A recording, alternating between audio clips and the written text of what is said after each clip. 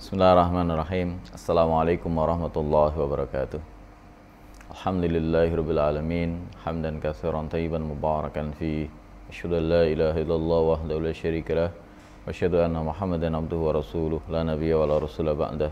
Allahumma shalli wa sallim wa barik ala Muhammadin wa ala alihi wa sahbihi ajmain wa ba'd. Para pemirsa sekalian, rahimani wa rahimakumullah. Tiba saatnya kita di penghujung dari Ramadan ini. Beberapa pesan terakhir yang kita sampaikan, mari kita sempurnakan ibadah Ramadan kita dengan melaksanakan ibadah-ibadah yang memang Rasulullah Muhammad SAW tuntunkan ada di penghujung dari Ramadan kita ini. Yang pertama, para pemirsa sekalian rahimani wa rahimakumullah, adalah dengan kita bertakbir, mengagungkan asma Allah Subhanahu wa taala. Sebagaimana tersirat dalam Quran surah Al-Baqarah ayat yang ke-185, di bagian akhir ayat itu Allah Subhanahu wa taala berfirman, A'udzubillahi minasyaitonirrajim, walitukmilul iddata walitukabbirullaha ala ma hadakum wa la'allakum tashkurun. Hendaknya kalian menyempurnakan bilangan ibadah puasa Ramadan kalian dengan sempurna, dan kalian agungkan asma Allah sesuai dengan apa yang telah Allah beri petunjuk kepada kalian, dan agar kalian menjadi hamba-hamba Allah yang bersyukur. Para pemirsa sekalian rahimani wa rahimakumullah, yang menjadi bahasan kita adalah walitukabbirullaha ala ma hadakum, agar kalian mengagungkan Allah dengan bertakbir sebagaimana yang dijelaskan oleh para ulama ahli tafsir, yaitu kita mengumandangkan takbir mutlak, artinya di mana saja, kapan saja gitu. Tetapi terikat waktu, yaitu setelah tenggelamnya matahari di hari terakhir bulan Ramadan sampai kemudian didirikannya salat Id. Jadi mulai maghrib malam lebaran sampai kemudian salat Idul Fitri dilaksanakan. Ini masanya. Kemudian lafaz takbir yang masyhur kita dapati adalah sebagai berikut: Allahu Akbar, la ilaha illallah, wallahu akbar walillahil hamd. Inilah lafaz takbir yang masyhur yang sampai kepada kita dan kita ikuti ini. Meskipun ada lafaz takbir yang lain yang mungkin dari kita ada yang belum pernah mendengar sebelumnya. Para pemirsa sekalian rahimani wa rahimakumullah, takbir ini tidak terikat dengan tempat, jadi tidak harus di masjid. Bahkan Ibnu Umar memberikan contoh ketika jalan-jalan gitu ya, di jalanan. Kemudian sahabat yang lain di rumah, jadi tidak harus di masjid.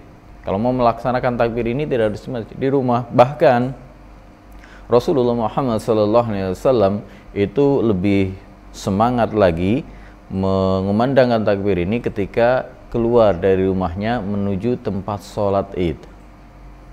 Maka ini menjadi teladan bagi kita, seyogianya kita mengisi waktu-waktu ini dengan mengagungkan asma Allah, itu dengan takbir. Kemudian yang kedua, para pemirsa sekalian, mari kita sempurnakan ibadah Ramadan kita dengan membayar zakat fitrah, yaitu harta yang kita keluarkan untuk mensucikan diri kita.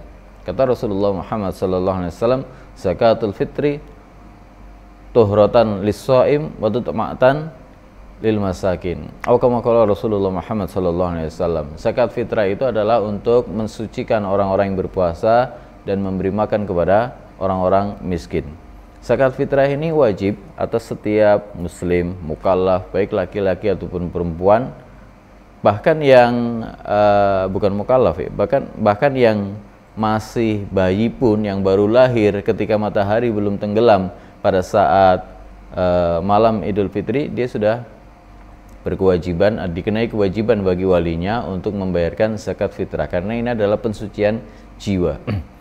Bagi siapa yang membayar? Orang yang membayar adalah orang yang mampu, yang melebihi, yang mempunyai kelebihan quds, makanan pokok dari kebutuhan untuk lebaran besok, Begitu juga dia membayarkan orang-orang yang dalam tanggungannya. Seorang suami membayarkan zakat fitrah dari istrinya, seorang ayah membayarkan zakat fitrah dari anak-anaknya, seorang majikan membayarkan zakat fitrah dari orang-orang yang ditanggungnya. Kapan pelaksanaannya? Pelaksanaannya adalah sebelum sholat Id dilaksanakan. Jadi zakat fitrah itu hari Lebaran, tapi sebelum sholat Id itu dilaksanakan. Ini yang paling afdol. Tetapi kalau di zaman kita sekarang luar biasa, ada lazismu yang bergerak di sini sehingga kemudian kita bisa menitipkan zakat fitrah kita ke lazismu jauh hari ketika sudah masuk bulan Ramadan, yang oleh lazismu nanti akan ditasarrufkan di hari-hari yang memang sudah disyariatkan, yaitu secepat-cepatnya adalah 2 hari H-2 ya, dari Lebaran itu, atau 2 hari menjelang Idul Fitri. Kemudian berapa beratnya, berapa ukurannya, kadarnya? Jemaah sekalian, ini terjadi perbedaan pendapat karena memindahkan ukuran volume kepada kilo itu berlainan, sehingga redaksi hadisnya satu sok itu kalau ditimbangkan jadi macam-macam, baik itu berupa beras ataupun yang lainnya. Ada yang 2,5 kilo, ada yang 27, ada yang 28. Maka kita sebagai ikhtiyat, sebagai kehati-hatian kita maksimalkan menjadi 3 kilo dari beras. Jenis beras yang biasa kita konsumsi sendiri.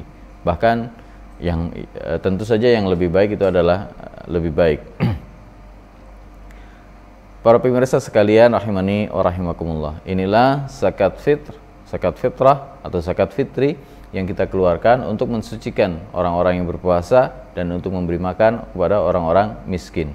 Artinya di sini alokasi beras ini, alokasi zakat fitrah ini hanya untuk orang miskin saja, tidak seperti zakat mal yang dialokasikan untuk fisabilillah, untuk yang lainnya. Tetapi zakat fitrah ini khusus untuk orang-orang miskin, fakir dan miskin. Kemudian yang ketiga, para pemirsa sekalian, mari kita sempurnakan ibadah Ramadan kita dengan melaksanakan sholat Id. Dengan melaksanakan sholat Id ini, dan kita masih dalam masa pandemi, maka kita ikuti petunjuk-petunjuk yang ada dari majelis, dari masyarakat di tempat kita, maka itu menyesuaikan di mana kita berada, di zona merahkah, kuningkah, hijaukah, maka kita ikuti tuntunan-tuntunan yang sudah berlaku.